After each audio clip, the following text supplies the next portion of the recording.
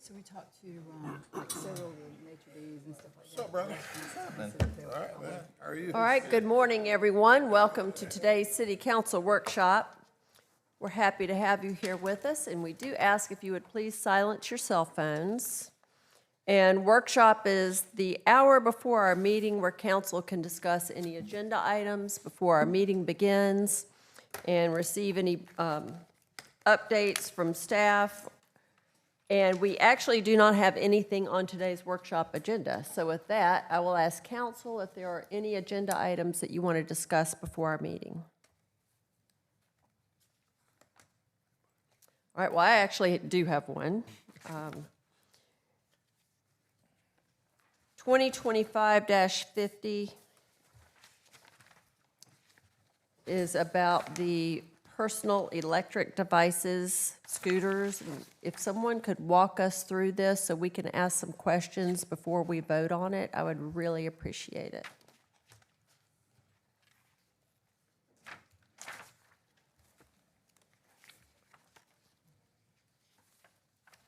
Good morning. Morning, Chief. Hope everybody is doing well this morning.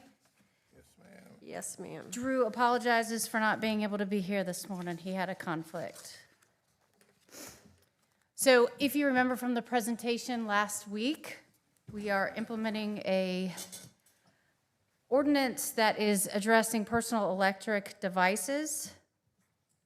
And this is, we have our definitions that are addressing the personal electric devices, and we can go through this, what we are amending specifically to 12-154, 155, 156, 157, 158, and 159, if that will be sufficient for everybody. Yes, ma'am. Okay, perfect.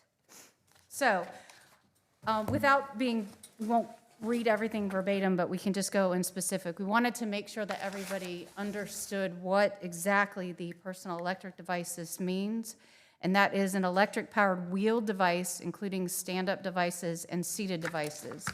That term does not include an electric personal assisted mobility device as defined in SC Code of Law. That is specifically to those that are used by those who are handicapped. The term does not include an electric assisted bicycle, e-bike, or bicycle with helper motor or defined as SC Code of Law 56110. We also defined in here our multi-use path. We wanted to make sure that everybody understood the differences between that as defined in our section 12-160, as well as the mobile electric device means a cellular phone, portable computer, GPS, and as you know, we've gone to hands-free, so that was important to add that as well.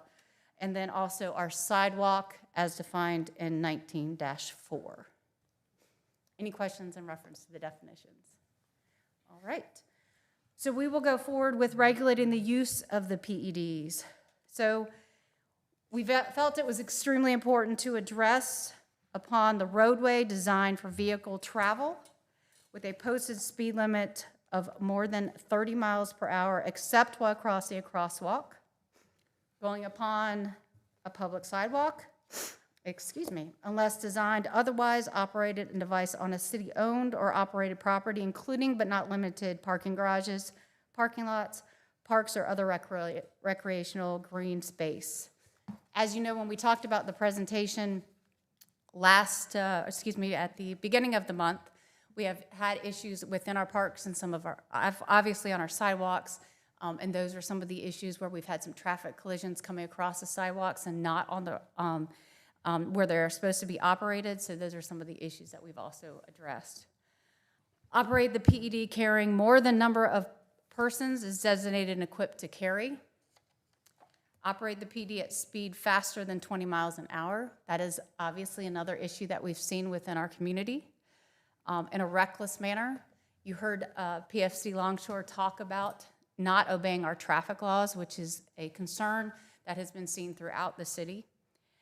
Operate the PD in a reckless manner on roadways or the bicycle lane, which obviously is something we needed to address.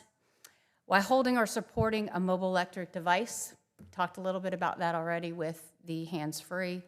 And then persons operating a PD shall at all times exercise due care and yield the right-of-way to pedestrians, which is something that we've received multiple complaints regarding.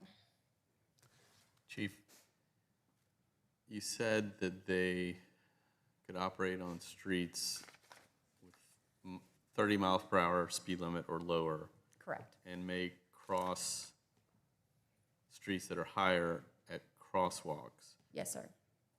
Is a crosswalk not the same as a sidewalk? I realize it's not concrete and it goes across the street. Is a crosswalk defined, or is it just that they may cross the street? It is defined, it's crossing the street. It is defined in our code. Okay, so is a crosswalk, say 33rd Avenue crossing Kings Highway, there's a cut in the median. Correct. Is that a crosswalk?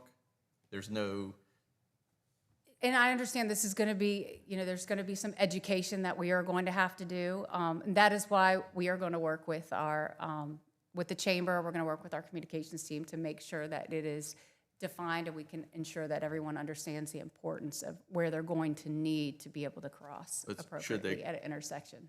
be able to cross at 33rd, or should they go to 38th or 29th? And again, that the 38th and 29th at the crosswalk is the best place to do that. Yes, sir. The 33rd is not a crosswalk. It's not the crosswalk. Let me just ask the question there, Chief, and just to follow up to Mr. Smith.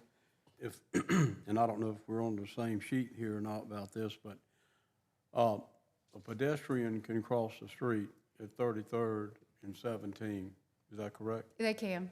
All right, so if, try to help me understand then what's the difference between the pedestrian and the person on the scooter crossing, as long as they obeying the current laws that are in place and just cross. And I realize it's a four-lane highway, I understand that. And so I'm just trying to see what's the difference between that. And the way that it is written is going, like I said, we need to educate better. And I understand the way it's written. We're going to need to educate, ensure that everyone understands the way that we need to educate our community is ensuring that everyone understands the intersections is where we're encouraging them to cross safely. Can they cross at intersections? 33rd is an intersection. We are encouraging to cross at intersections that have traffic lights. So the way that it is written, can they cross? Yes, they can cross. But as it's written, it says crosswalk. Yes, sir. So is this something we may need to talk to our legal about? That may be something to be more specific about so that we can understand the best way to educate so there's no more confusion. Okay, thank you. So in the potential ordinance that we're talking about, Chief, it would not include e-bikes, correct? It does not. Okay. And this is my opinion. I don't know that it shouldn't include e-bikes myself. I mean, because they fly through there also, same type of, path that they use, same speed, same everything else. So I don't know that that shouldn't be included in it. I agree with you that it should, but the state regulates them, so we do. can't. Okay. And that did get brought up at the last discussion. But again, Councilman Smith is correct. Chief, how fast do these scooters, you said limited to 20 miles per hour, but how fast can they go? That is a very good question. A variety of scooters can go. They can be they are regulated, but at different speeds. But that is one of the reasons why we have looked at this ordinance, and that's the reason why it was brought to PED, and that is the reason why we're having this discussion. Is they can go in excess of that, and there's, as we saw in the presentation at council at the beginning of the month, there's different types of scooters, and they can go different speeds, and that's what our concern is. Can some of them go up to, 30, 35 miles per hour? I don't know. Yes, ma'am. Okay. It's just a varying amount of speeds, and we've seen it all over the city, and we've seen the wrecks have seen different speed limits. They've varied. And I think my main concern, and the reason I wanted to bring this up, we have a lot of young people who rely on these devices to get to and from work. I just want to make sure that we're not impeding them from being able to do that. Safety is first. And look, I'm one of the ones who brought this up because I've seen the way they dart out into traffic so fast and don't even look, and they're on their phones while they're trying to ride these things. But do you see this as being something that is friendly to those who need them to get to work or school? My response to that is safety is going to be first for us as well, and that is our position. I concur with the mayor on that, but I will say this. 2 Wednesday nights ago, coming home from church, I was traveling south on Highway 15, and it's already dark just about by then. And a young man on a scooter was on Highway 15, traveling north in the southbound lane, dark clothing, and no light on the scooter. And a person who wouldn't have been paying real close attention, that might have been a bad situation. I do support all of this about this ordinance, especially the requirement for lights, front and back, locations where they can ride. But I just think about a couple of streets that I'm thinking how these folks that need these for transportation are going to be able to navigate. I think about 1, Highway 15, Oak Street, or 2 come to mind right off the get-go, where speed limit with only in a short area, there's Oak Street is under 30 mile an hour. And then after that, minimum speed on Oak Street is 35. Same thing on Highway 15.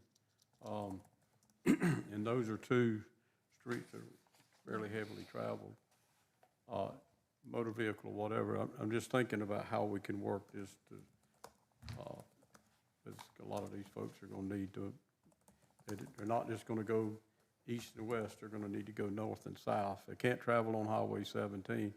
I guess they could travel over to the boulevard and ride the boulevard up to wherever they need to go, but just wanted to throw that out there. I would just remind council that we are not regulating at this time, as Councilman Smith pointed out, bicycles. We want to regulate scooters, and this has been a significant issue that our citizens and our business owners have brought to our attention. On Highway 15 or Oak Street, they can't ride them on the sidewalk, they have to ride them in the street, correct? Let me just say this here, wherever the street is, they can't ride on the sidewalk, which I agree with that. They need to be in the bike path lane or something like that, because and I agree, they don't pay attention to the traffic laws.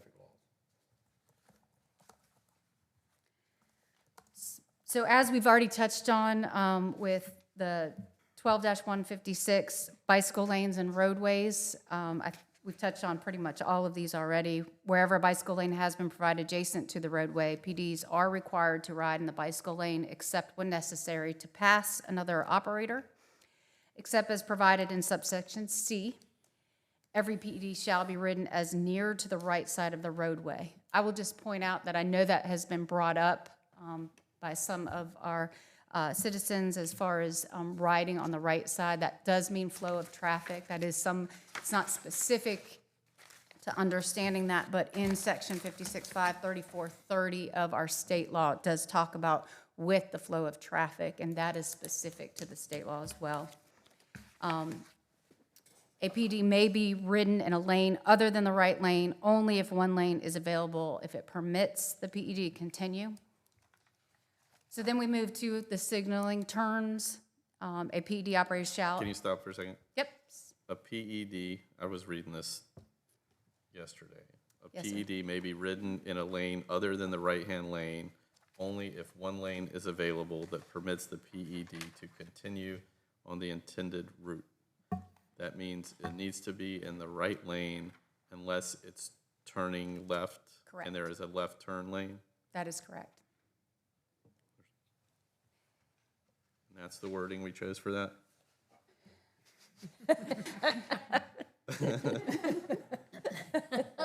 Like, let's decipher. So, I believe pretty much all of 12-156, we pulled directly from the state law for bicycles. So this is the state law for how you ride your bicycle. We just pulled that out for the officers. It's simple enough to learn and remember, right? That it's, the rules for the scooters and peds are gonna be the same as bicycles when it comes as far as where you're supposed to be riding, what lane to ride in. And I would just point out too that the riding in a bicycle lane is still not permitted if the speed limit on the road is greater than 30 miles an hour. You cannot be on that road at all, even if there's a bicycle lane. So, we have an example. Joe White? Joe White, there's a bicycle lane, but the speed is more than 30, so no PEDs, no PEDs allowed, Even in the bike lane? even in the bike lane. And there's not a multi-use path either. You're on there all the time. And we don't have it regulated right now. I know. That's a problem area. It is, and we've had multiple wrecks on Mr. Joe White. Wow. But keep in mind that our complaints have come from, and we've discussed this with our team members with the International Student Outreach Program, which is a primary group that is riding on Mr. Joe White. Which is where their housing is. Correct. And a bike path that they can't use. They could, Yes, they can't use it with a bicycle, and that's what I was emphasizing. or an e-bike. Correct.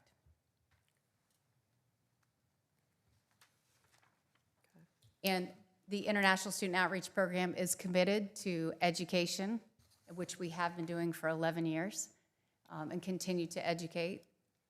This has become something, obviously, the scooters have been something that has come up more recently, and we've been trying to address really quickly with this, and this has become an issue.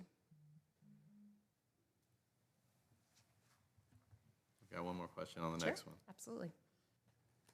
I don't ride these scooters. I don't think any of us up here ride these scooters. Is it safe to ride these scooters with one hand and give a hand signal to turn? And that is not a question that I can answer at this time. Again, it safely is probably a question that, when they're turning, they're usually almost at a complete stop.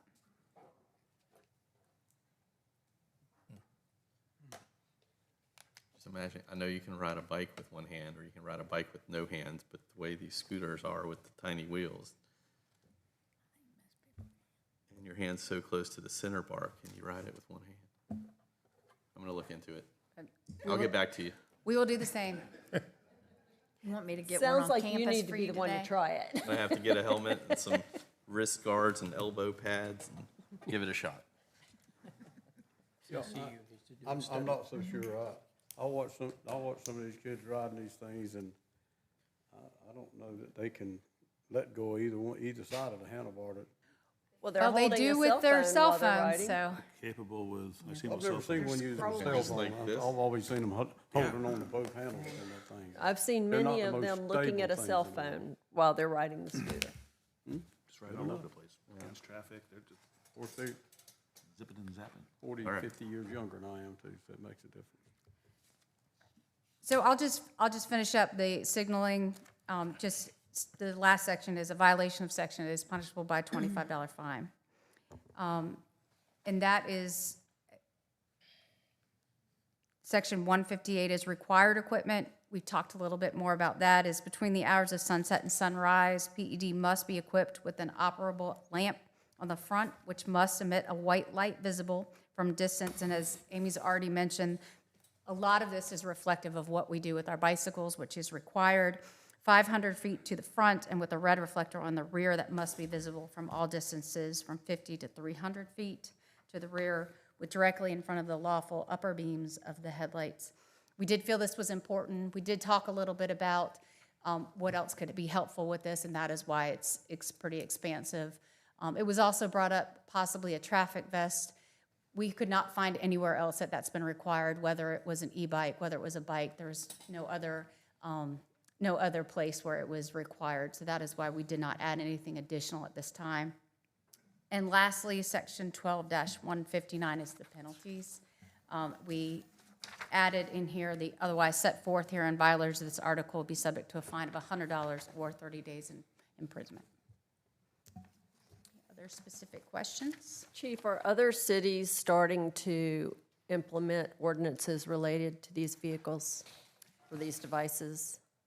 Yes, ma'am. As Drew went over the last presentation, we did some research with Charleston, Columbia, Greenville, Hilton Head, Clemson, a lot of places where, and that's just a few that we researched. We've researched more than that, but absolutely with very similar to what our ordinance looks like as far as specific areas, downtown areas, because of the traffic collision and the failure to look at traffic laws, just the behavior overall.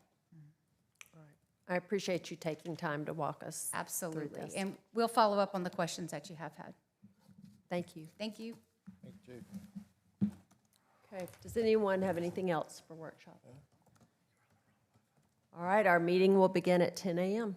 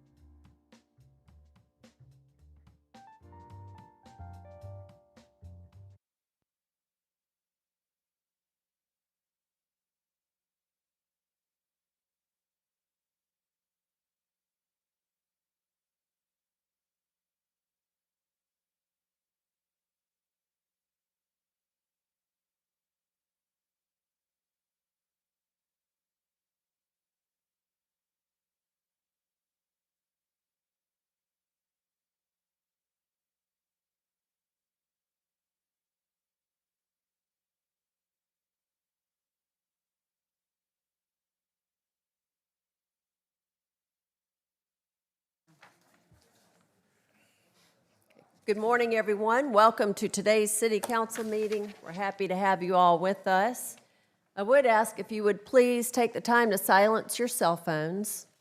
And at this time, if you wish, you may rise and join council as Councilman Louder leads us in the Pledge of Allegiance and today's invocation.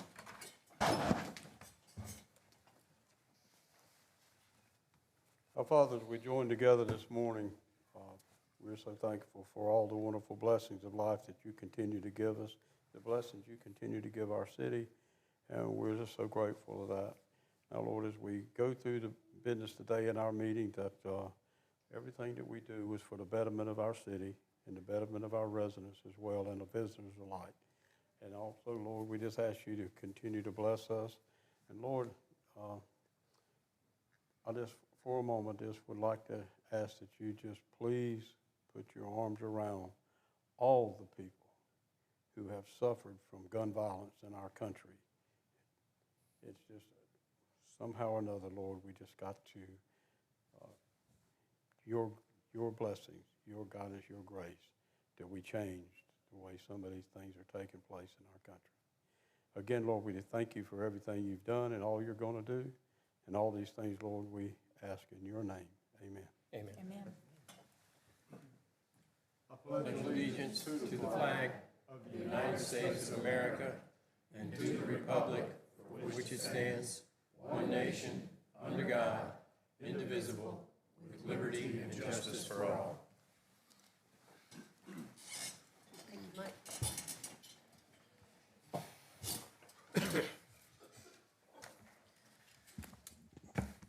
All right, council has had time to review today's agenda. We also discussed some of the items during workshop, so at this time, I will ask for a motion to approve the agenda. So moved. Second. Motion from Mr. Smith, second from Mr. Chestnut. Any discussion from council?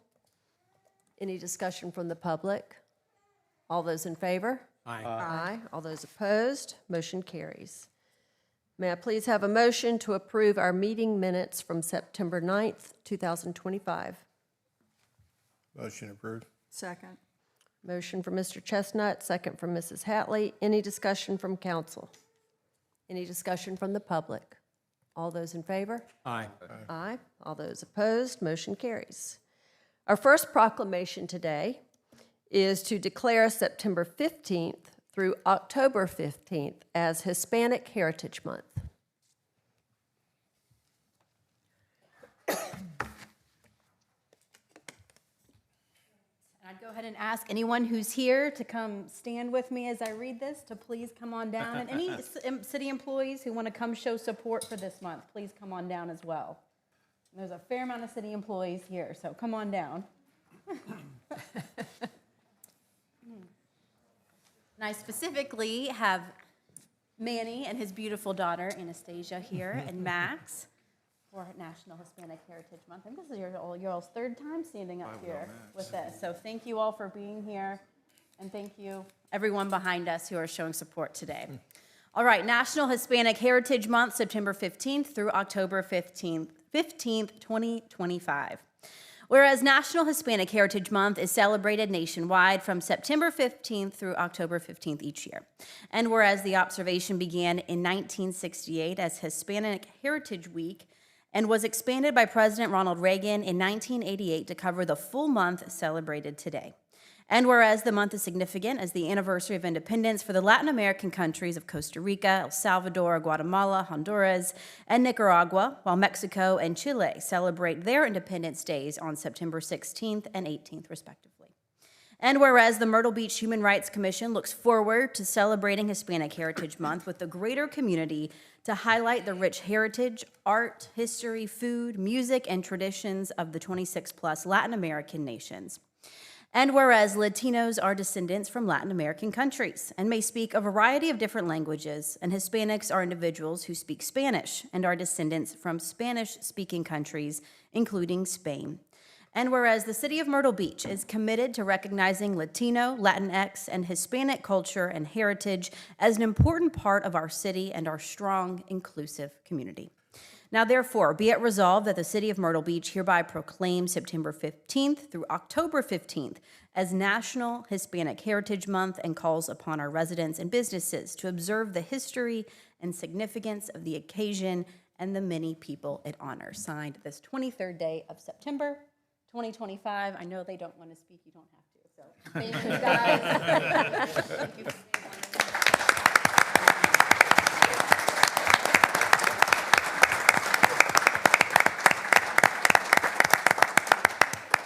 You're good. Okay, go ahead.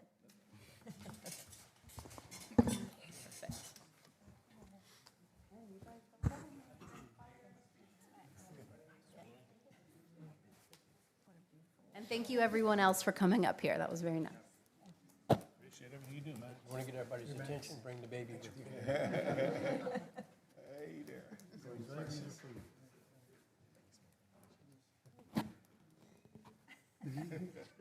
Appreciate it, Manny. Appreciate everything you do. Thanks for being here.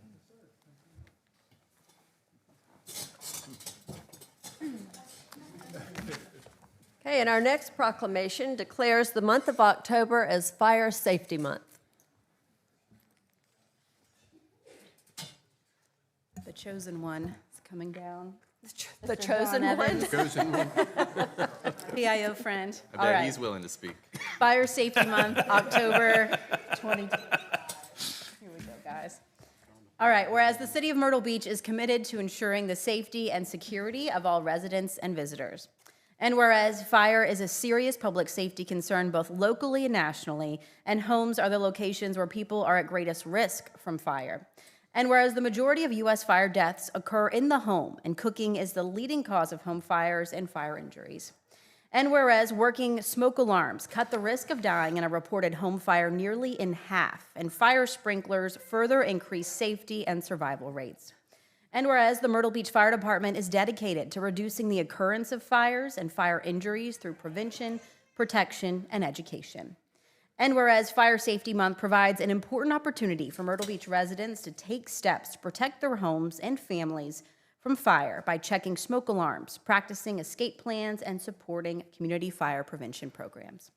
Now, therefore, be it resolved that the Myrtle Beach City Council hereby proclaims October 2025 as Fire Safety Month and encourages everyone to learn the sounds of fire safety, including the sounds of your smoke detector and carbon monoxide alarms. Signed and sealed this 23rd day of September 2025. There you go,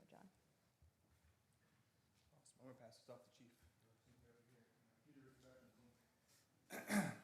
Just a short speech from us, I promise. But good morning, Mayor Bethune, council members, and members of the community. October is Fire Prevention Month, and it's a time when we pause to remember the importance of safety, preparedness, and prevention in protecting lives and property.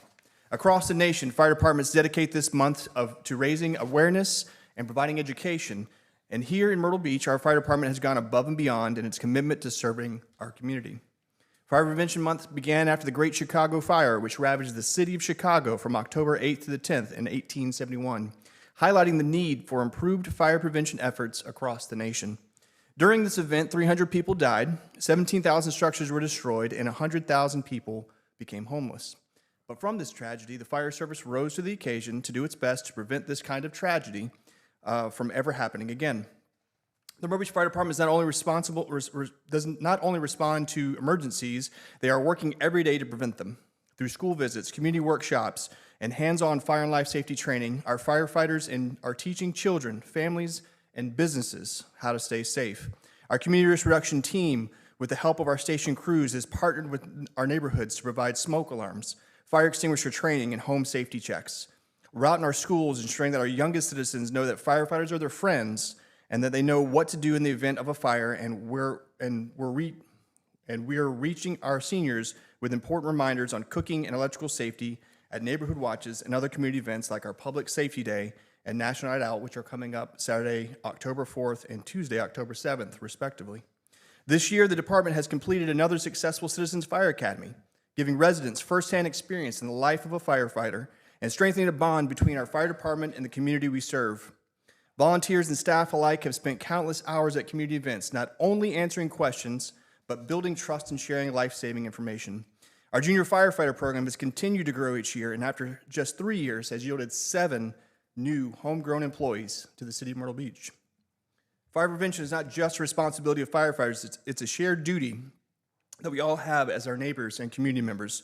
Thanks to the Myrtle Beach Fire Department's leadership, we are better prepared, better educated, and safer as a city. Thank you for continuing to support the department's efforts as we grow with new stations, fire trucks, and possibly a new work schedule that would help our department members remain happier and healthier, both mentally and physically, as they serve our community. So during Fire Prevention Month, let us thank our firefighters, EMS workers, and volunteers for their service. Let us commit ourselves to checking our smoke alarms, practicing our escape plans, and learning why it's important to close before we doze, and doing our part to reduce risk. Together, we can continue to make Myrtle Beach a safer place to live and work. And thank you again for your time and your recognition for our fire safety efforts. Thank you. Thank you.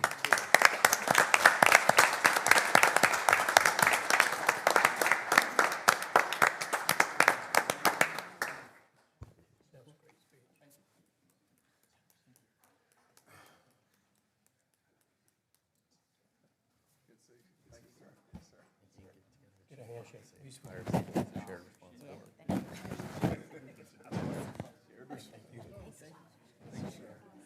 Thank you.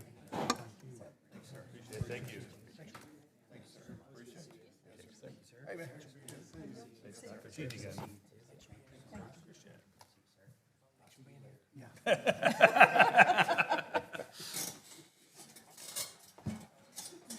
And while we have the fire department here, I want to congratulate you all on a great 5K event for Tunnel to Towers on Sunday. Oh, I think it was over 1,002 registrants.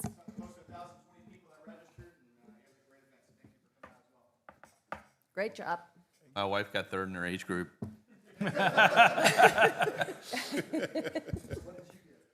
I missed it. He was riding his scooter. Okay, it's time for our communications and creative services update.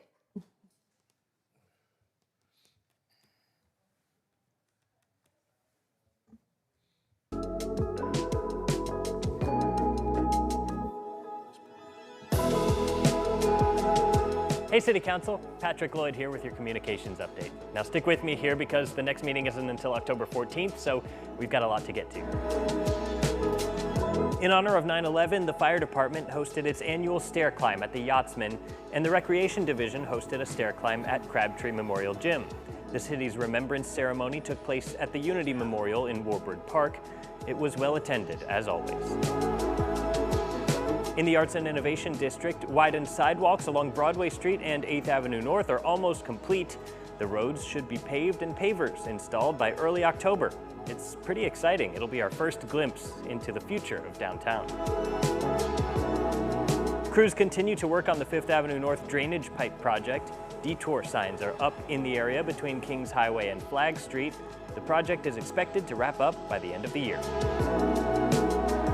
Night work also started again on Kings Highway between 4th and 9th Avenues North to complete stormwater, sidewalk, and median improvements. This SCDOT project is in preparation for the future Highway 501 realignment. We are now live streaming Planning Commission, Community Appearance Board, and Board of Zoning Appeals meetings live on our YouTube channel at Myrtle Beach City Gov. The Market Commons P1 parking deck on Farrell Parkway is back open after renovations closed it for a few months. Just like P2 parking deck, it received structural upgrades, new lighting, a fresh coat of paint, plus a new generator and new HVAC units. Legendary Myrtle Beach photographer Jack Thompson was honored at the train depot over the weekend for Jack Thompson Day. He celebrated his 89th birthday and received the Order of the Palmetto Award. And if you're wondering where we're shooting this video, this is the new A7 cross-country trail in the Market Common. It's a 1.5-mile loop between Grand Park Lake and the Colonel Thomas Buddy Stiers Athletic Complex. When it's not being used for high school cross-country meets, it's available for anyone to get a good walk or run in. Looking ahead, the Guns N' Hoses softball tournament takes place Saturday. Come on out to Pelicans Ballpark to watch teams MBPD and MBFD take on other local first responders. The games start at 9 and go through the evening. 2 Olympic gold medalists will be here soon. The fastest woman in the world, Melissa Jefferson, and fellow Olympic champion T.T. Terry will be at the Youth Track and Field Development Clinic. It's Saturday, October 4th at Doug Shaw Memorial Stadium. Don't forget, Nights at Nance is every Thursday at Nance Plaza through October. Myrtle Beach's National Night Out is Tuesday, October 7th at 5 at the Convention Center. The Myrtle Beach Mini Marathon and Coastal 5K returns Saturday, October 11th. The Fall Taste of the Market Common is also October 11th. And Art in the Park returns to the Market Common Saturday, October 11th, and Sunday, October 12th. That's all for now. Hope you have a great rest of your week. All right, thank you. Do we have any non-agenda items from the public? No, Your Honor. Okay, we'll move on to today's consent agenda, please. Good morning, Mayor and Council. For this morning's consent agenda, you have two items for your consideration. The first is motion 2025-64, which approves the city to enter into a memorandum of understanding between the city and Serve and Connect, which is a program to help police and community partners strengthen community policing implementation. It's, I believe, from what I was learned yesterday, created by officers killed in the line of duty in Forest Acres a few years ago. The second item is Resolution 2025-23, which is a partial settlement of the South Carolina opioid litigation and to authorize the execution of settlement documents. This is another series. We've done a series of these in the past from these companies where we've signed these agreements, and we would experience several hundred thousands of dollars in revenue from these companies if this is signed. All right, thank you. Is there a motion to approve today's consent agenda items? So moved. Second. Motion from Mr. Louder, second from Dr. Connor. Any discussion from council? Any discussion from the public? All those in favor? Aye. Aye. All those opposed? Motion carries. The first item on our regular agenda is the second reading of ordinance 2025-47. Second reading of ordinance 2025-47 to amend sections 21-1, 21-6, 21-8, 21-9, and 21-10 of Chapter 21, Article 1, to add sections 21-17 to Chapter 21, Article 1, to correct internal references in ordinance 2025-36, to set water and sewer connection charges and deposits, and to set rates for wholesale water service. Thank you. Ordinance 2025-47 updates Chapter 21 of the City Code of Ordinances, which deals with our utilities. And it does that in several ways, including by better defining connection charges, impact fees, and tap charges, by clarifying appeal rights for water and sewer bill disputes, by eliminating the collection of interest on deposits, by establishing rates for wholesale water service, and beginning next year, all water and sewer rates and charges and fees and assessments that are either addressed in Chapter 21 or in this ordinance, they will be accounted for in the annual budget ordinance. And every year thereafter, all of those water and sewer rates will be accounted for in the budget ordinance. There have been no changes to this ordinance since first reading. All right, thank you. May I please have a motion to approve the second reading of ordinance 2025-47? Motion to approve. Second. Motion from Mr. McClure, second from Mr. Smith. Any discussion from council? Any discussion from the public? All those in favor? Aye. Aye. All those opposed? Motion carries. The first reading of ordinance 2025-48, I will recuse myself from this discussion because my husband is the broker for Pickleport. So Mayor Pro Tem Louder will take over.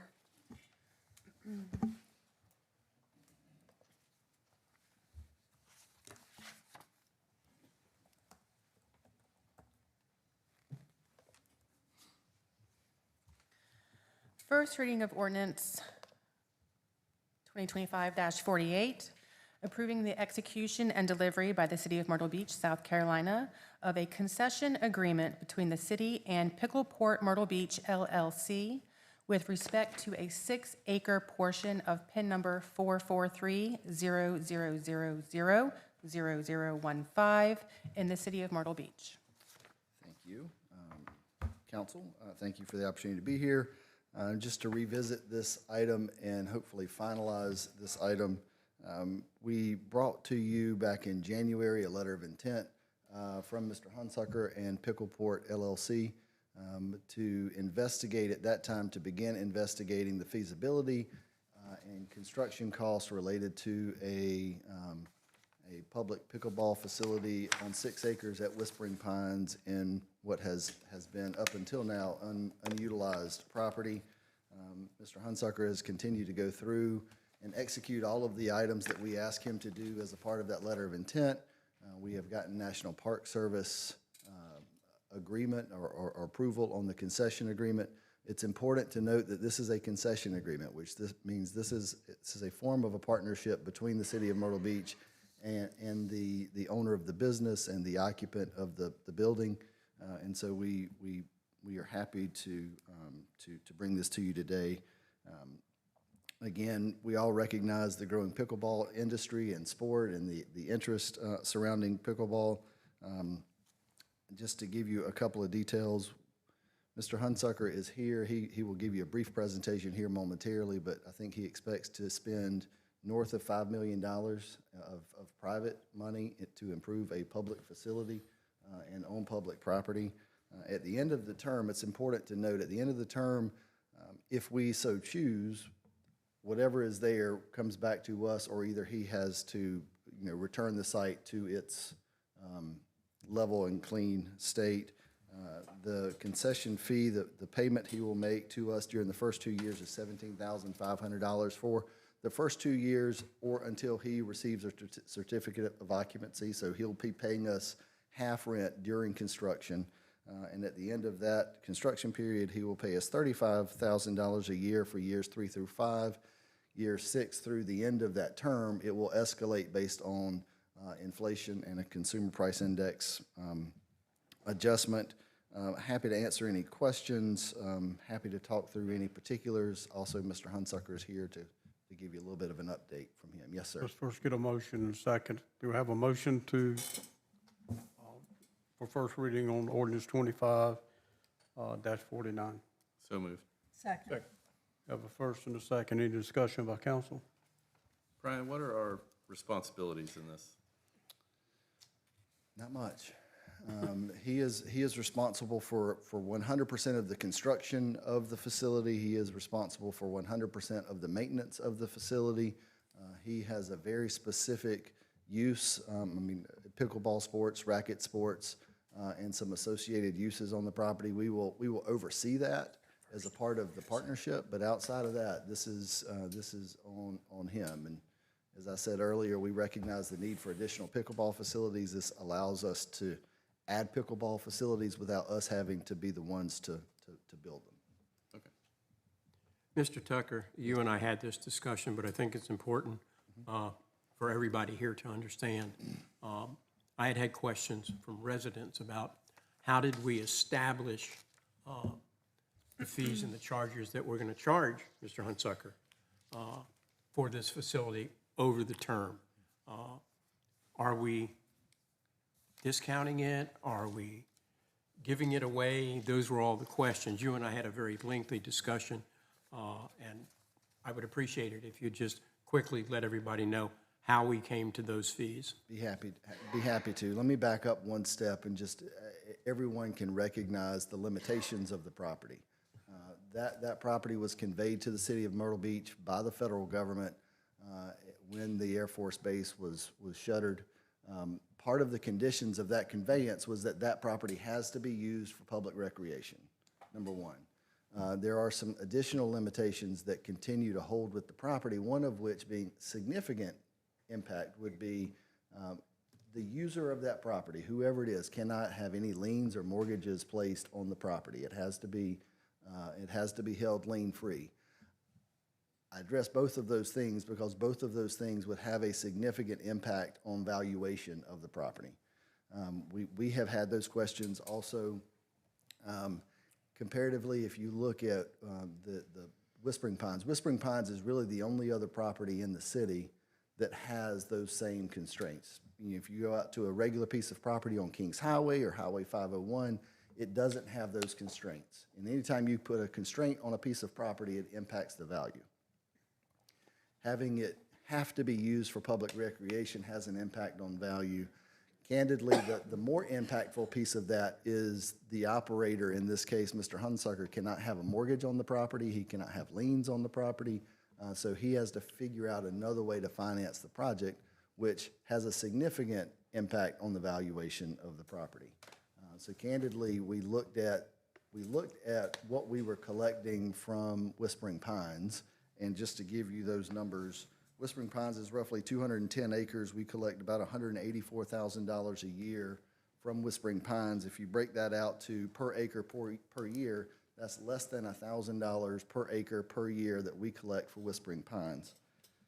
Mr. Hunsucker's project is going to take about 6 acres, and when in years three through 5, when rent is stabilized, he will be paying us about just shy of $6,000 per acre per year.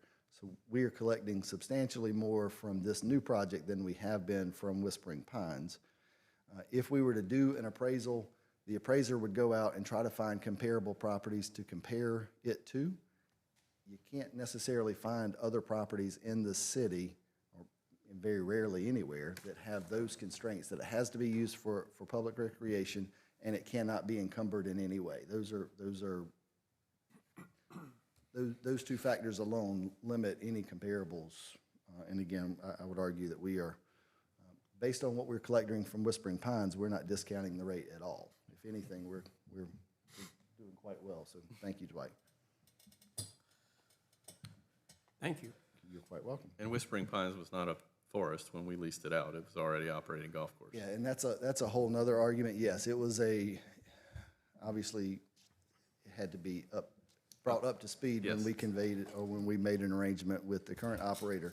But yes, he is paying, and he is also investing money in improving the property, that if everything were to go badly, we would have the right to hold on to whatever improvements are there. And also through the beginning of this project, Chip Smith and folks at Whispering Pines have been involved and consulted. I think that's one question I get from golfers is, we're going to be listening. I like pickleball, but we'll be listening to pickleball. And that seemed to be the location. All of that was agreeable with the golf course. Yeah, we've been very upfront with the operators at Whispering Pines. They are fully aware of what's going on. It is important to note, I think 12 of the 16, or I think a total of 18 pickleball courts now, 12 of those are indoor courts. I think 4 of those are outdoor covered courts, and I think 2 are for championship play at some point. So a lot of the activity will be indoors, and the sound will be more buffered than traditional outdoor courts. Any other questions from council? Any questions from the public? Would you like to hear from Mr. Hunsucker? He has a couple of slides to talk through with you.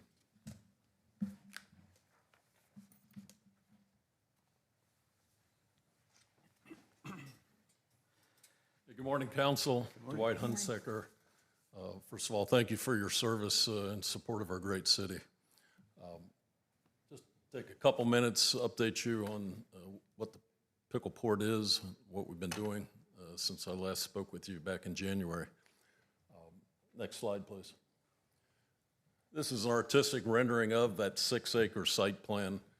Basically, we have about a 35,000 square foot building that will house 12 indoor courts, along with a reception area, snack bar, social area, meeting room, pro shop, et cetera. In terms of the demand for the sport, I think you've all probably read that pickleball's the fastest growing sport currently in the United States. Nothing has changed. Demand far exceeds supply of the actual courts to play on. We're also been noticed the age is continuing to creep down. The average age of players of pickleball is continuing to creep down, which is encouraging. So it's not just a baby boomer fad, but I think the average age now is about 38 years old for pickleball players. Next slide. These are renderings of the indoor court facility, the covered pavilion, a rendering of the indoor court building. And then lastly, not going to go through all these bullets, hard to read, but this is just the specific milestones and early on, Brian said, hey, Dwight, you're kind of breaking into new ground. There's going to be hurdles. And seeing the communications update and that track and field event and the hurdles, this project hadn't quite been a marathon, but I think the analogy is about an 800-meter hurdle race. A lot of steps along the way. I've had great support from my team, from the community, from the city, so we're in good shape to proceed, awaiting your all's ultimate approval. Questions? Thank you, sir. Thank you. All in favor of ordinance 2025-49 signify by saying aye. Aye. All opposed? Ayes have it. You said 48 or 49, Mike?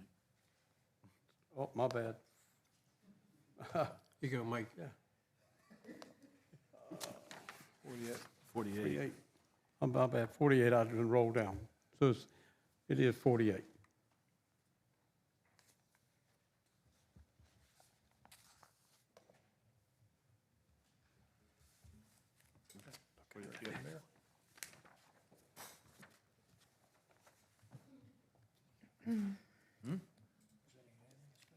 Yes.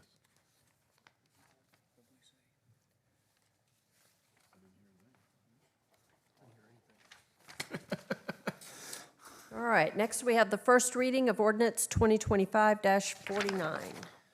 First reading of ordinance 2025-49, approving a development agreement between the City of Myrtle Beach and SCG 2300 LLC and provide an incentive voucher as authorized by Section 15-53 of the City Code.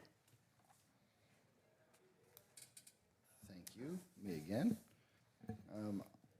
We passed the letter of intent with Dwight back in January.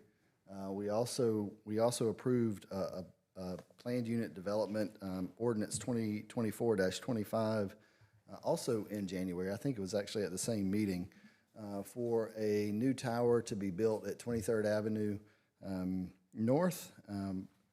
Over the last several months since we passed, I think the owner of the property, developer of the property has gone through and cost estimates have gone way up. He can speak to that if you wish him to. We also have had some delays specifically related to the supply of natural gas. I think we've had that conversation here before. There's been a number of delays. This project will end up costing him about 300% more or 200% more of what he spent to build Oceans 22, which is the sister property immediately next door. That will be a very good comparison for what will be going in that spot. I think one of the towers has 227 rooms. The new tower, I think, has 230 rooms, so very comparable property. So what you see now, just imagine that doubled. We do have some slides just for sort of a refresher. So that'll be the ocean view, and then that's the landward side. They have requested, looking at the cost increases, looking at the delays, they have requested that you all consider the incentive voucher program that would grant them up to 2%, or grant them 2% up to $2 million on a number of reimbursable fees, or a number of fees that we would reimburse to them. In some prior conversations, we had direction from you all to limit the reimbursable fees to business license fees, building permit fees, and anything associated with the building permit, plan review, et cetera, and to exclude water and sewer tap fees, impact fees, and basically separate out what we would collect in the general fund and what would be collected in the water and sewer fund. So the ordinance that you have in front of you today takes that into consideration. Trying to just go through my notes. We do anticipate the property will generate from $600,000 to $800,000 a year once stabilized, and that's in property tax fees and the hospitality tax, accommodations tax, et cetera. So payback period on this would be 2 or 3 years, depending on how quickly and how much they actually are reimbursed once construction is finished.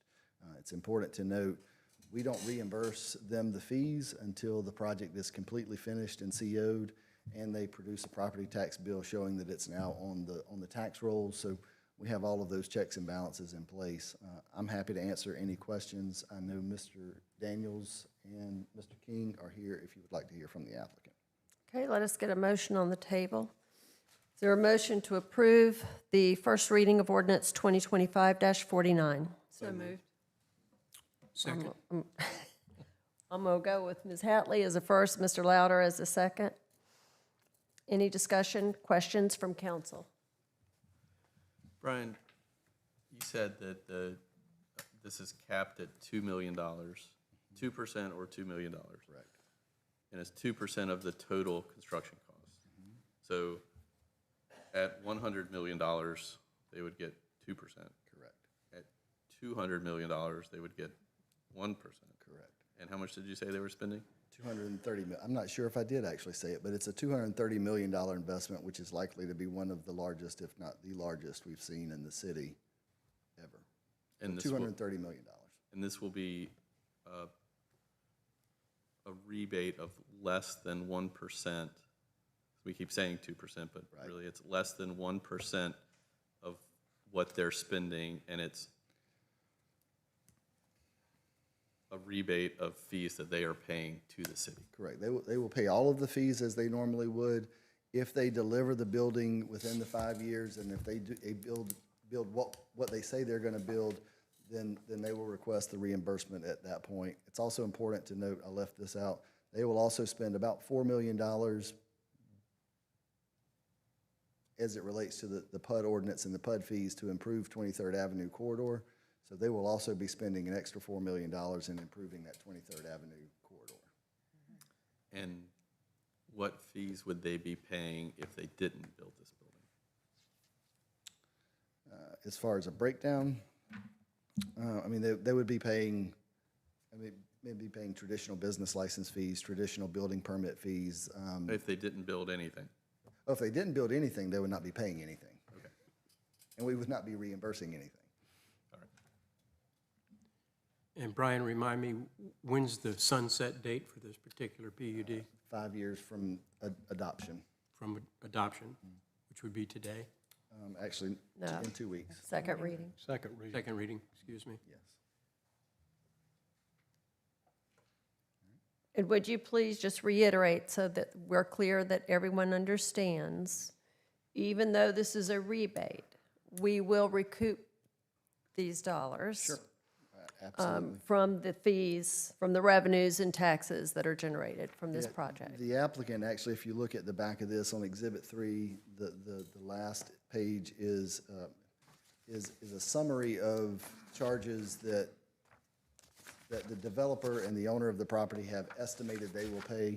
We went through and confirmed, we looked at what the property tax collections and the other various business license fees, accommodations taxes, hospitality taxes related to Oceans 22 with the neighboring property. So we compared the actuals of Oceans 22 with the projections of Oceans 23, and the numbers that you see there in Exhibit 3 are right on par with what we currently collect for the other property.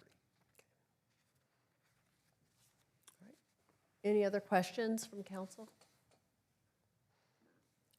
I just want to say thank you for this investment in our community. It shows that how committed you are and how much you believe in this city and what we're doing, so thank you.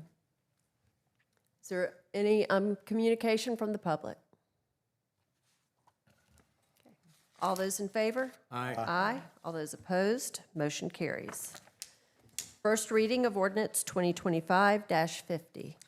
First reading of ordinance 2025-50 to amend the City of Myrtle Beach Code of Ordinances to add Chapter 12, Article 7, relating to use of personal electric devices, PEDs. Morning again. Good morning. Thank you for having us up here again today. This is just a reminder, as PFC Longshore presented the first week of the month on this ordinance. As you remember in his presentation, we have seen an increase in e-scooter-related traffic collisions over the last 3 years, in addition to a significant lack of attention to traffic laws. This ordinance was presented as a result of these incidents, in addition to the complaints from our citizens and business owners. As you know, we've done research throughout the state and provided the ordinance that was presented amending Chapter 12. Our focus will be on education, compliance, and enforcement. We will work with our neighborhood groups, local schools, Myrtle Beach Chamber of Commerce, our international student outreach, the PED committee, and our city communications team to educate our community. These highlights of the ordinance itself will define the personal electric devices, the PEDs, and other relevant terms, prohibits PEDs on roadways designed for vehicular travel with a posted speed limit of more than 30 miles an hour, public sidewalks, and city property, regulates manners of operation on permitted roadways, requires use of turn signals, and outlines required equipment for personal electric devices. Thank you, Chief. Is there a motion to approve the first reading of ordinance 2025-50? So moved. Second. Motion made from Dr. Connor, second from Mr. Louder. Any discussion from council? We discussed this considerably in the workshop hour, and I think over the next couple of weeks, we're going to work to iron out some of the issues that we had and see if we can't figure out some better wording. Maybe some slight changes. Okay, thank you. Thank you very much. Any discussion from the public? All those in favor? Aye. Aye. All those opposed? Motion carries. First reading of ordinance 2025-51. First reading of ordinance 2025-51, approving execution of temporary right-of-way easement to South Carolina Department of Transportation relating to city-owned property having PIN number 443-000-0010, located at the intersection of US Highway 17 Business and Harrelson Boulevard. Good morning. The easement that I'm here to talk with you about today is actually a very small part of a much larger safety improvement project that DOT has planned for Kings Highway that would span from 29th Avenue South to 27th Avenue North. Back in September of 2023, so 2 years ago now, council actually passed a resolution supporting these safety improvements. Most of these improvements concern access management, but the one we're here to talk about today, DOT, as you know, is the owner of Kings Highway, Highway 17 Business. And as part of this larger safety improvement plan, they plan to construct a 10-foot wide, it's going to be asphalt, shared use path running from 19th Avenue South to Harrelson Boulevard. So essentially from Midway Park, 2 blocks in front of the fire station, to Harrelson. It will there connect with the existing East Coast Greenway at Harrelson. The one little wrinkle is in front of the fire station, the parcel that the city owns, DOT does not have enough right-of-way to accommodate a path there. So what they're going to do is they have asked us for a temporary easement to construct that portion of the path on the city parcel. When the construction is completed, the easement will terminate, the pathway will be turned back over to the city, so the city will not lose any property in this. They will in fact gain a 10-foot wide path in that area.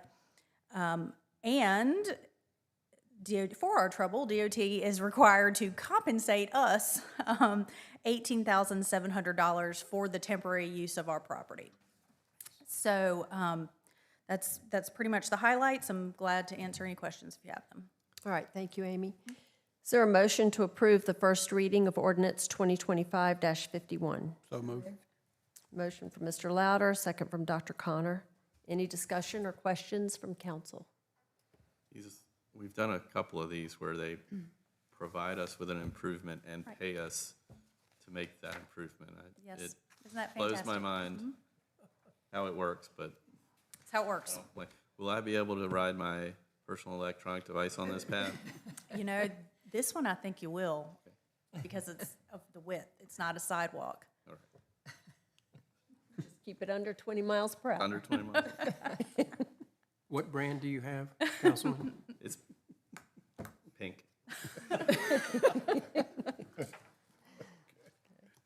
Are there any other questions? Okay. Any discussion from the public? All those in favor? Aye. Aye. All those opposed, motion carries. Thank you, Amy.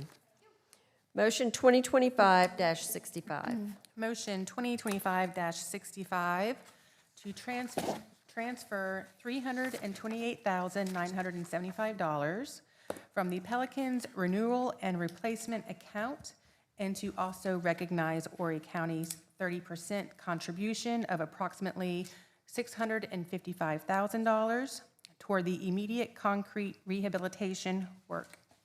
Yes, ma'am. Thank you, Jennifer. As we know, the Pelicans are doing a significant improvement of $20 million for the PDL improvements that we discussed earlier this year. Included with those improvements are seat replacements for the whole stadium.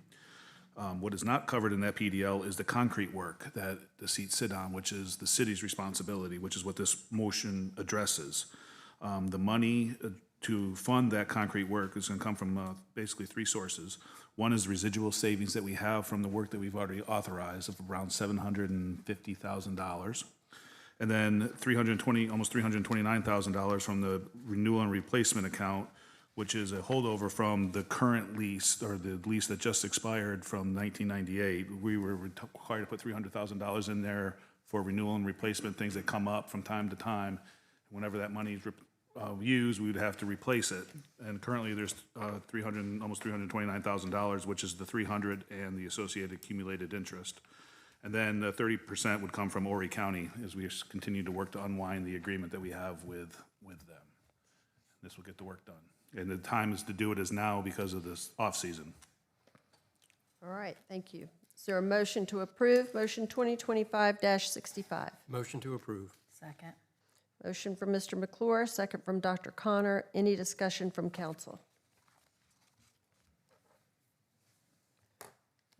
Only thing I'd like to say is listening to the radio this morning, talk radio this morning, the number of $90 million was thrown out as far as improvements to the stadium. I think it's really important that, again, we continue to get the messaging out about the PDL improvements and what the actual costs are, as well as how much of that the new lease will be paying for, because Yes, ma'am. people are hearing the wrong message. I haven't heard 90 million. Yes, 90 million. Yeah, it's not just a message, it's reality, it's fact. And it's not 90 million. Oh. What are you saying? Okay. Correct. Glad you added that. Get me scared there for a second. Any discussion from the public? Wow. Okay, all those in favor? Aye. Aye. All those opposed? Motion carries. Motion 2025-66. Motion 2025-66 to appoint one member to the Planning Commission. All right, there is currently a vacant seat due to a member moving out of city limits, which is a requirement to serve on the Planning Commission. On file are the resumes of Adrian Linskold, William Owens, Alyssa Klein, Megan McElreavy, William McCaffrey, Vincent Contreras, Joseph Cummings, and Camille Swick. All are city residents. Appointee will fulfill remaining term to expire on April 13th, 2027. I have spoken twice with the chair of the Planning Commission. She has spoken with these candidates, and it is her recommendation that we appoint William McCaffrey to fill this vacancy. May I please have a motion from council?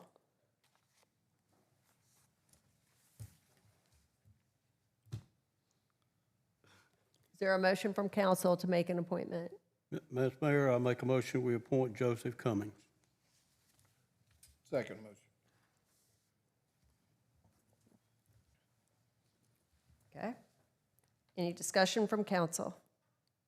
Motion made from Mr. Louder, second from Mr. Chestnut. I've got one question. So I know a lot of our boards, especially this one, we've got to have someone that's in this sector, someone's in that sector. Is this a sector that we need? I'm not explaining it very well. I don't think planning commission has that requirement. No. They don't have They that. don't, they It's don't have the that. only requirement Community is city appearance resident. board. Okay. Because I know on some of our boards, Yeah, it was a like an requirement for them to architect be and in a certain, okay, thank you. Okay, so the motion on the table is to appoint Joseph Cummings. Is there any other discussion or questions from council? Okay, any discussion from the public? All those in favor? Aye. Aye. Aye. All those opposed? Motion carries. Do we have any non-agenda items from the public? No, Your Honor. All right, any communications from staff or from council? I do have one thing, Mayor. It's been brought to my attention that the Family Kingdom amusement park that we have in our city, the folks that own it now bought it back in 2022. They have refurbished it, put a ton of money in it to bring it up to where it is right now. And it is also in the plans to even put more money into it to do some more of the necessary things that need to be done. Well, this past month, they were actually given an award, the Publishers Pick Renaissance Award. So it was given to Corky Powers and Bill Prescott that actually own it. So I'd like to see if there was any way that we could do a proclamation or at least give them some kind of kudos for investing in our community. We've always heard about the pavilion, everybody wants an amusement park. We do have an amusement park, and we need to embrace it also. So I'd like to ask that we give some type of acknowledgement. Okay, thank you. Ms. Mayor, I agree. I have had some conversation and been in contact with folks down at the amusement park there at Family Kingdom. I've actually toured, walked through, seen a number of improvements that have been done there. And I think these folks are headed on the right path to make that an absolute wonderful place for our local folks and our visitors alike to go and have a great time with your family. I agree. All right. Anybody else? Fox, I would like to ask if we could please revisit the year-round parking downtown, specifically in the waterfront district. All of the meetings that Josh and I have had with the waterfront businesses, that is something that continues to be brought up as something that could help them during the off-season. And if we could look at that again at our next meeting, which will be October 14th, please. Yes, ma'am. Thank you. All right, and now I will ask if there is a motion to adjourn. So moved. Second. Motion from Mr. Louder, second from Ms. Hatley. Any discussion from council? Any discussion from the public? All those in favor? Aye. Aye. All those opposed? Motion carries. Thank you so much for being here, everybody. Have a great week.